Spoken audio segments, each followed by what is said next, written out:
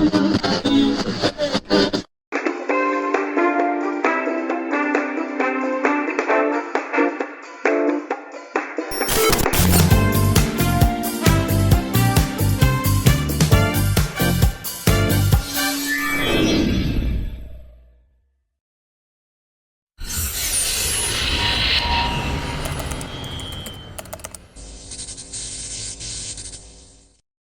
Book Tree, written by Paul Shijak, illustrated by Rasheen Carrier. Nestled in the branches of a tree, Arlo opened his book and breathed in. Beginnings were always the best part. They smelled as if anything were possible. Oh no!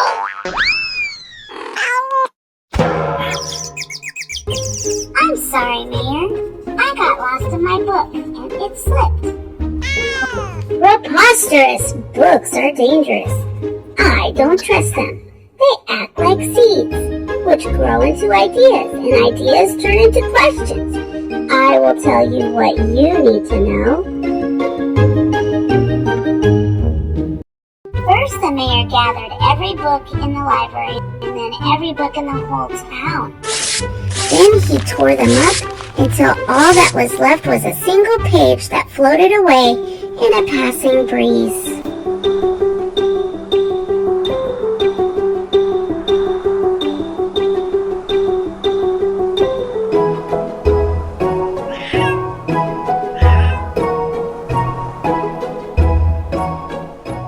Arlo chased the page as it blew across town. It reminded him of a dandelion seed drifting on a wish. When it landed, the muddy earth swallowed it letter by letter until it too was gone. Arlo thought that perhaps the mayor was right. After all, he'd been elected mayor. He must know something, but without books, Arlo noticed changes wherever he looked.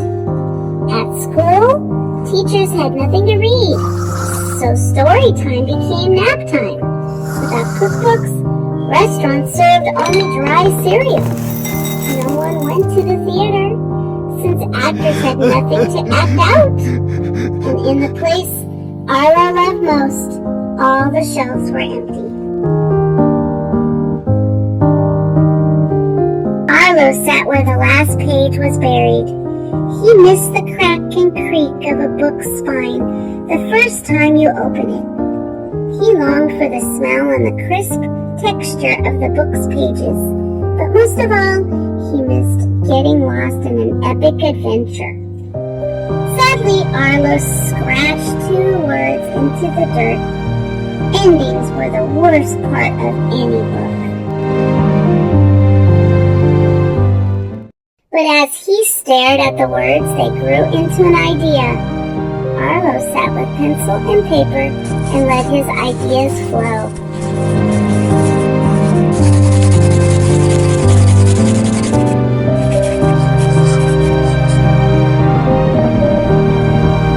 He read his stories out loud to anyone who passed by, but no one stopped to listen. Then Arlo heard something. A sound he thought he'd never hear again. That familiar cracking creak. When Arlo looked for the source of the sound, he saw a sprout springing from where the page had been buried. It began to open its leaves. It reached for Arlo's words, begging for more.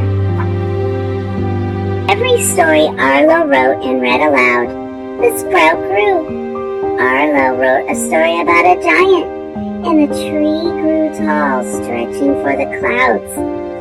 He wrote about a fire-breathing beast, and its branches became as strong as dragon's claws. He wrote about a magical swan made of paper, and blooms of tissue paper blossomed into books. When the books were ripe, Arlo climbed into the branches of the book tree and breathed deeply, enjoying the fruits of his harvest. While Arlo read, a friend stopped under the tree. "I'm bored, there's nothing to do." "You can try reading," Arlo said. Is that a book? Yup. Here, I love this story, Arlo said, giving her a hand up into the tree. The two shared this shady spot. Soon flocks of readers roosted on the limbs. Books spread through the town like pollen in the wind. People grew hungry for reading again. Some wrote their own stories and became book gardeners themselves. Fiery maples bloomed with picture books, willows wept with poetry, and fruit trees filled with cookbooks flourished. As the trees grew, the town blossomed. The mayor, lost in his mayoral work, was oblivious to all the changes. That is, until a ripe book fell on his head. Donk! The mayor kicked and stomped. Who planted these trees? You did, sir, Arlo said, when you tore up the books. It planted an idea. Impossible! This is the second time my head is hurting because of a book. The trees have to be cut down. But we've become a town of books and stories. You can't cut them down. The mayor walked the streets of the town. He gorged himself at one of the 5-star restaurants, caught a show in the park, and lost himself in a story about a boy fishing for a whale in a puddle. Books did all of this? The mayor asked, astonished. No, Arlo said, as he handed the mayor a freshly picked story. The book was just the seed.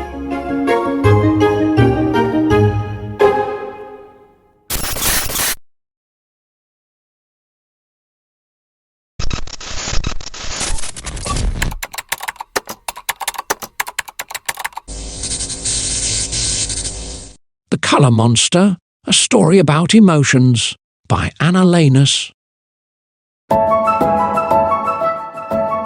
This is the Colour Monster. Today he woke up feeling confused, and he doesn't know why. Are you all mixed up again, Colour Monster? Your emotions don't work well when they're all jumbled up. You should try to separate them and put each one in its own jar. If you'd like, I can help you. Let's try to make sense of how you feel.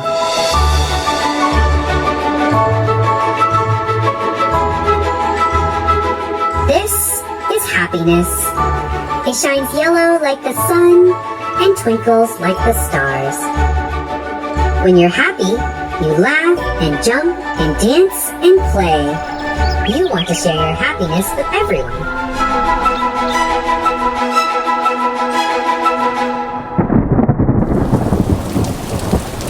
This is sadness. It is lonely and blue like a rainy day. It washes over you like the sea.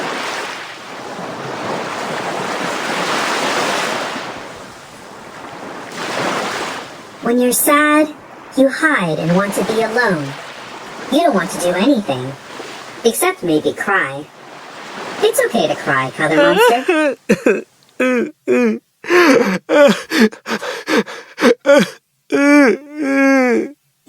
This is anger. It burns red like a fire and is hard to stamp out. When you're angry, life can feel unfair. Sometimes you want to take out your anger on others. But I'll be nice to you, Colour Monster, and your anger will disappear.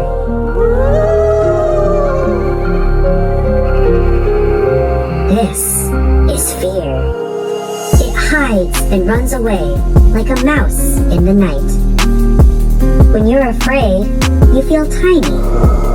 You think you don't have the courage to face the gray shadows. But I can help you find your way.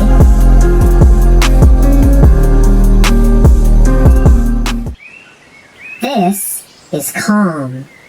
It is quiet like the trees and as light as green leaves swaying in the wind. When you're calm, you breathe slowly and deeply. You feel at peace.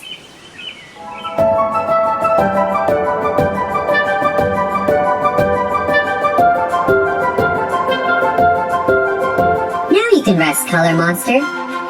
All your feelings are in the right place. See? Don't you feel much better? Uh-oh. I see you're feeling something new. You look different, Color Monster. Tell me, how do you feel now?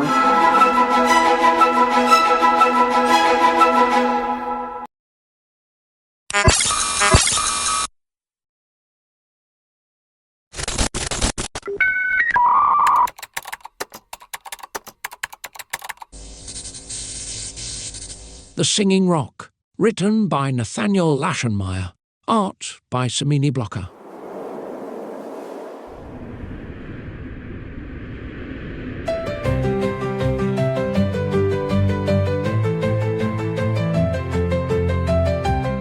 In an old town in an ancient kingdom, there lived a very disagreeable witch. The witch hated many things.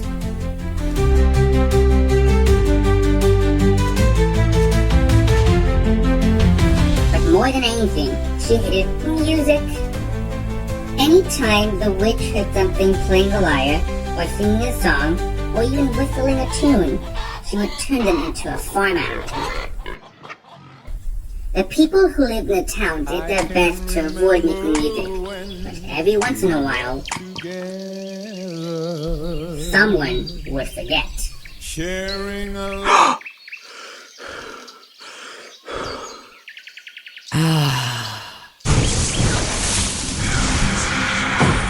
Poof!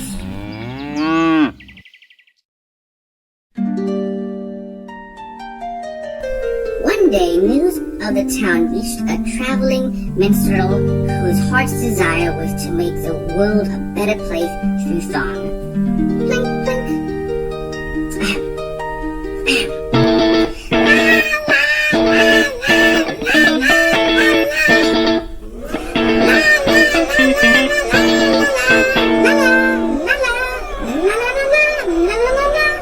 I know a town that needs you. Thank you, kind lady.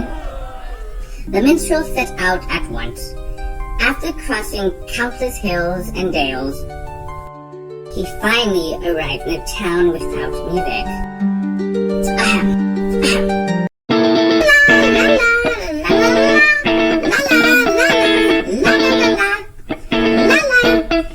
If you don't stop singing at once, I will turn you into a cow. La la la la la la la la la la la la la.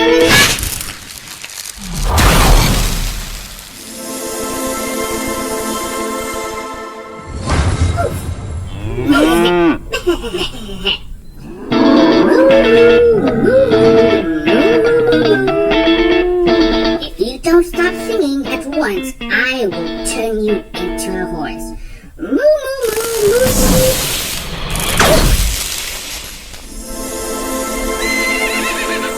Nay, nay, nay, nay, nay, nay, nay. If you don't stop singing at once, I will turn you into a sheep. Nay, nay, nay, nay, nay, nay, nay, nay. This went on for a while. Poof! Poof! Poof!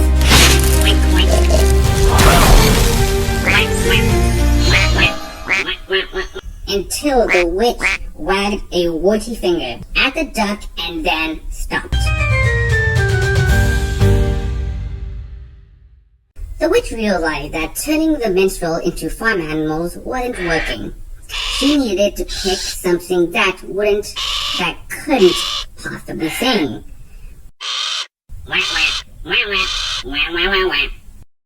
If you don't stop singing at once, I will turn you into a rock.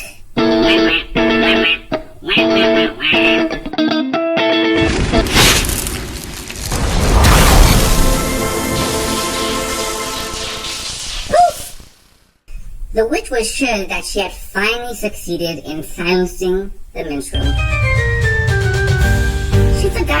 that whenever a witch turns something into something else, a tiny part of that thing will always remain behind.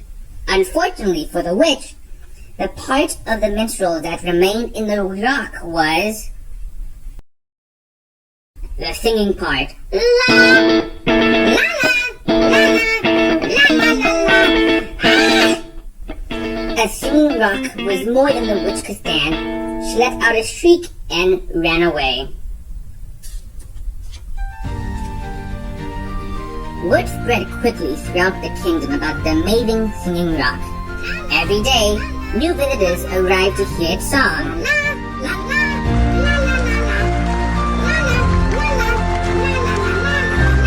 The singing rock became so famous that the king himself paid a visit.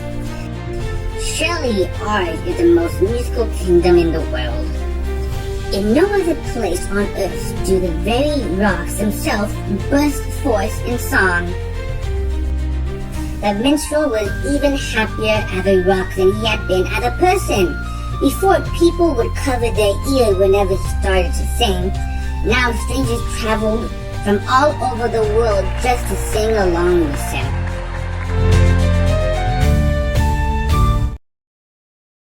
As for the witch, she was never seen in the town again.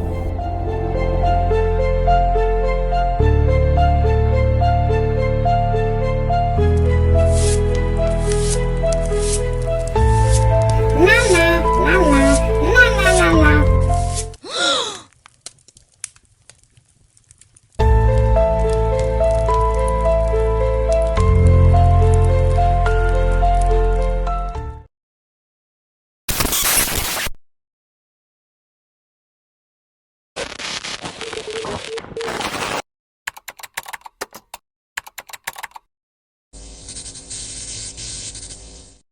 I Found a Kitty by Troy Cummings. Dear Diary, woof! Today I played outside. It was Tuesday, so I dug up a stick and barked at a bird. But then I smelled something new. I followed the smell across 2 backyards and down to a drain pipe. The smell wasn't a treat, or a tennis ball, or an old boot.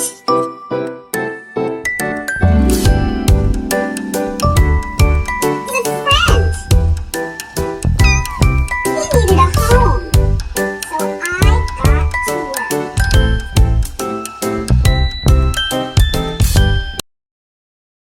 Dear music teacher, I found a kitty. Can you help him? His name is Scamper. I really, really, really want to keep him. But my person is allergic to cats. Achoo! Scamper likes to eat, play, and poop in a box. He also likes to sing. I know he would make a beautiful music with your students. Your neighbor, Arfie. Dear Arfie, Scamper is a wonderful kitten. His tail twitches to the beat, but his high notes are simply too much. I'm sorry. I was hoping for more harmony in my household. But with Scamper here, I can hardly find a single measure of rest. Best wishes in your search. Maestro, Mitch. Dear cute little neighbor babies, I found a kitty. He's a lot like you. He takes naps, eats every 2 hours, and likes to crawl under the couch on his tummy. Can you help him? Sincerely, Arfie. Dear Arfie, we have wanted a little itty-bitty kitty since the day we were born. We snuggled with him in the morning, nuzzled with him in the afternoon, and squeezed him like a teddy bear at night. But then, a funny thing happened. He squirmed out of our arms and ran out the door. Guess we'll go back to snuggling our fuzzy-wuzzy sheep blanket. Benny, Bonnie, and Boo.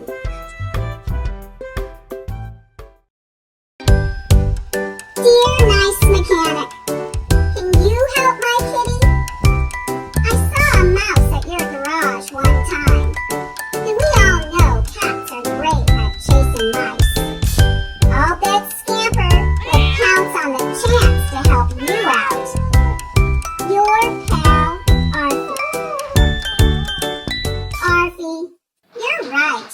My garage has a huge mouse problem. Those little squeakers are bumper to bumper in here. I was all revved up to give Scamper a chance, but he didn't eat a single mouse. He just played with them.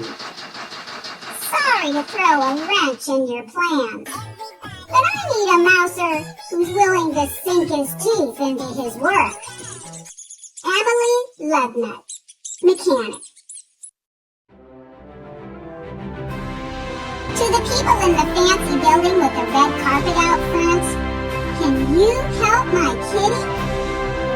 Scamper's fur is shiny, and his eyes are sparkling like the stars on your sidewalk. With all due respect, Arthie. Arthie, baby! I've been on the prowl for someone like Scamper from the moment he entered my studio. I knew he'd be a superstar. All I had to do was style his fur and polish his teeth and do something about those claws. But then, right after his photo shoot, Scamper gagged and twitched and hacked up a 2-pound hairball right into my designer handbag. So sorry, darling, but our little glamour puss would be more at home in a living room rug than on the red carpet. Hugs and kisses, Missy. Dear cat lover guy, I was sniffing around your bushes, and I noticed something about your house. You have cat curtains, a cat clock, cat wallpaper, a cat sofa, a cat toilet seat, and a whole bunch of tiny, shiny cat statues. But you don't have an actual cat. Can you help my kitty? I think Scamper would fit right in. Hopefully, Arthie. Dear Arthie, I've spent my whole life collecting kitty cat knickknacks. Scamper is just what I was missing. Our first morning together was dreamy. I fed him, brushed him, and tucked him into his kitty bed. We both purred with delight. But then he started to play. That frisky kitten knocked over my entire collection of ceramic cats. My figurines and my heart were shattered. I'm sorry, but Scamper is too playful to be part of my collection. Herbert Delgato.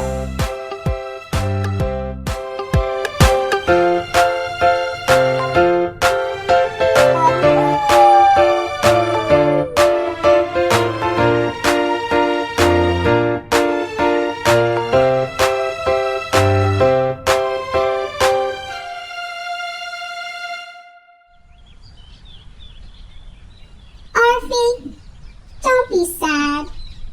You're a good doggy. Thank you for trying to find me a home. I sang, I cuddled, I played, I got brushed. But how do I put this? None of those people were right for me. I need a home where I can do all of those things. But where could we find such a place? Scamper.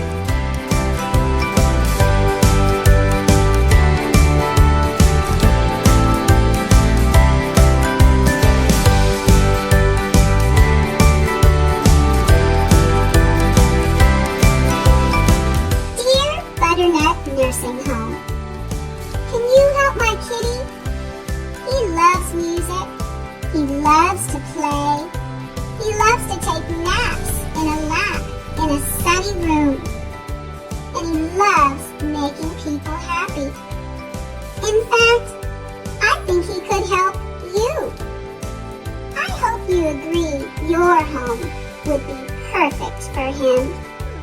With love, Arfie. P.S. That's from Scamper.